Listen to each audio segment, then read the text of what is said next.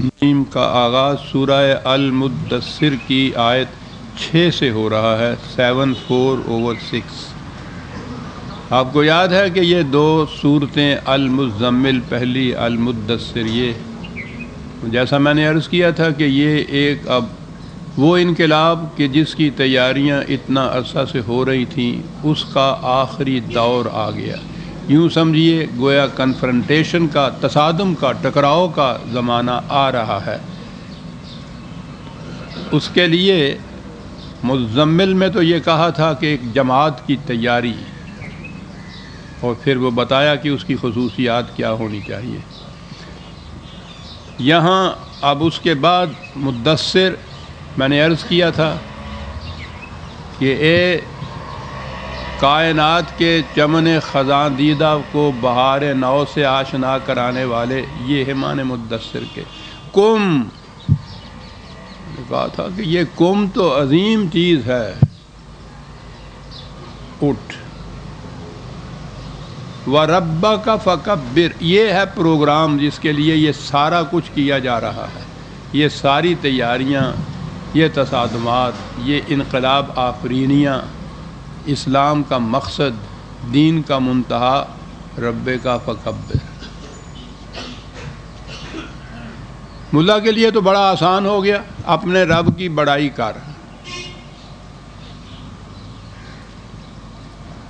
اور عیدین کی نمازوں میں عام تکبیروں کے علاوہ 6 تکبیریں پڑھ لیں، فریضہ ادا ہو گیا، جس کے لیے یہ سارا کچھ رسول اللہ سے کہا جا رہا ہے، یہ تیاریاں کی جا رہی ہیں اس کے لیے کہ نماز عید میں 6 تکبیریں زائد کر دی جائیں، اپنے رب کی بڑائی کر، اور اس کے لیے پھر ثیابہ کا فطہر والرجز فہجر،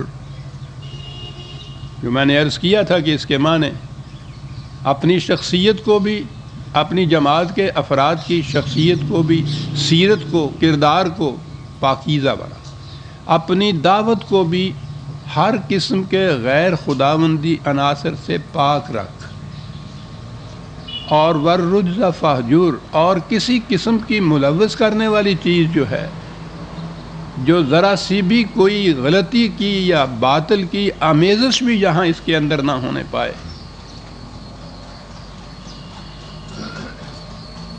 فطہر اور والرجز فہجر، لغزش نہ آنے پائے تمہارے پائے استقلال میں، اٹھنے میں ٹانگیں لڑکھڑائیں نہیں۔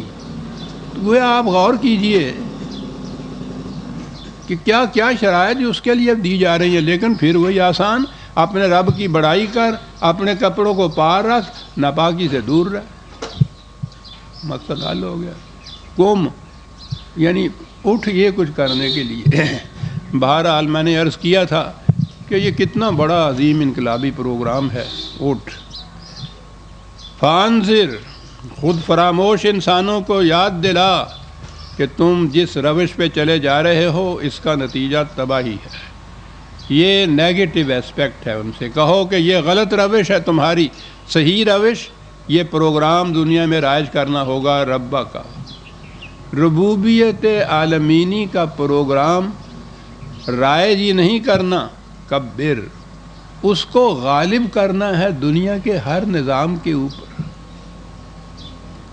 یہ پہلی چیز الحمد کے بعد الحمدللہ رب العالمین ہے، ربوبیت عالمینی یہ ہے قرآن کا، اس کے پروگرام کا مقصد اور منتہا، ربوبیت، انسانوں کی، تمام نوع انسانی کی نشو و نما، پرورش، انسانیت کے جوہروں کی ڈیولپمنٹ۔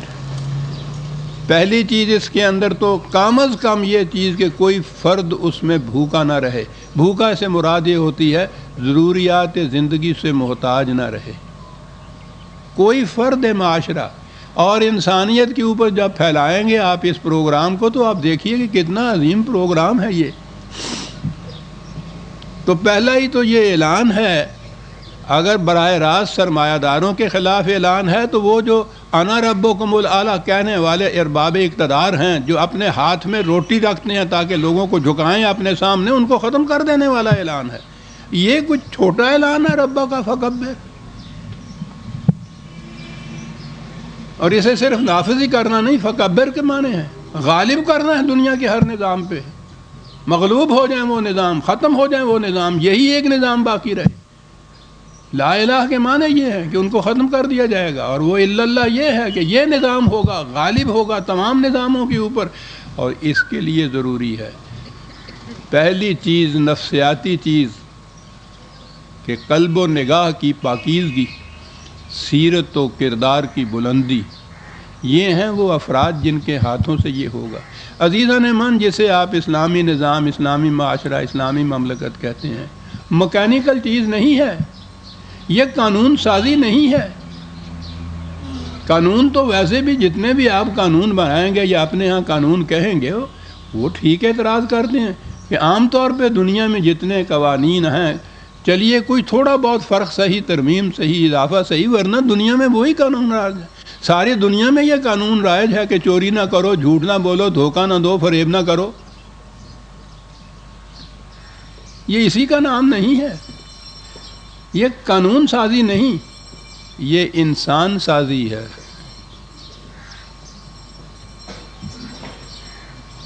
ذرا سوچئے تو،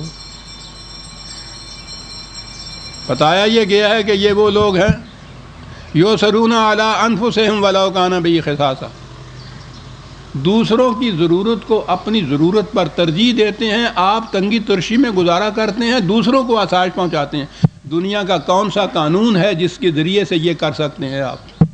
یہ قانون کی بات ہے؟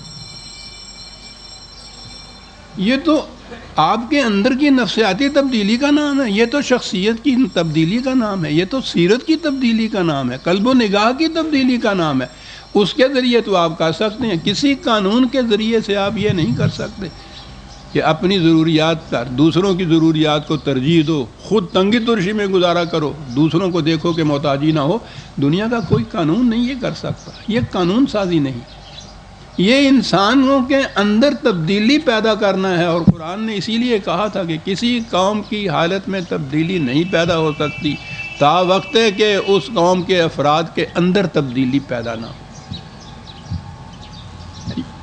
یہ ہے جو پروگرام دیا جا رہا ہے رب کا فکبر کا، یہ جو ہے ربوبیت عالمینی کا پروگرام اور اس کو غالب کرنا، اس کے لیے پہلی شرط تھی وَالصِّحَابَ کا فتح ہے۔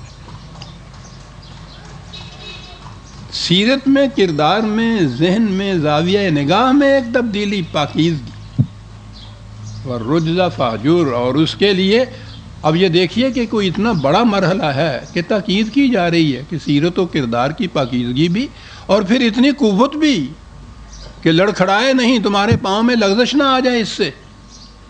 یہ بڑائی بولنے سے، خدا کے بڑائی بول، اس میں ان چیزوں کی کیا ضرورت ہے؟ وہ بہت بڑا اہم انقلاب ہے، اور ہے عزیزان من، ساری دنیا کے ساتھ ٹکر لینا ہے۔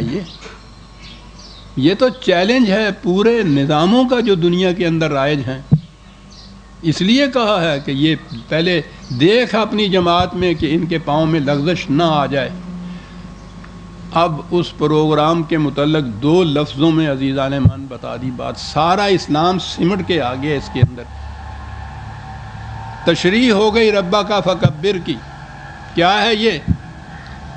وَلَا تَمْنُن تَسْتَكْثِرُ، ضرورت مندوں کی ضرورت پوری کرنی، محتاجوں کو دینا ہے، بھوکوں کو کھلانا ہے، یہ سب کچھ کرنا ہے، اس نیت سے نہیں کہ اس کے بدلے میں تمہیں کچھ ملے گا۔ یہ ہے پروگرام، یہ ہے جس نظام کو غالب کرنا ہے۔ تستکثر، کچھ زیادہ ملے گا۔ زیادہ تو ایک طرف رہا، وہ تو یہ کہے گا لا نرید منکم جزاء ولا شکورا، یہ ساری دنیا کے محتاجوں کی محتاجی کو دور کریں گے، ان کی ضروریات پورا کریں گے، اور کہیں گے کہ ہم تم سے اس کے بدلے میں کچھ لینا تو ایک طرف رہا، ہم تو شکریہ کے بھی متمنی نہیں ہیں۔ یہ ہیں وہ افراد اسلامی مملکت قائم کرنے والے،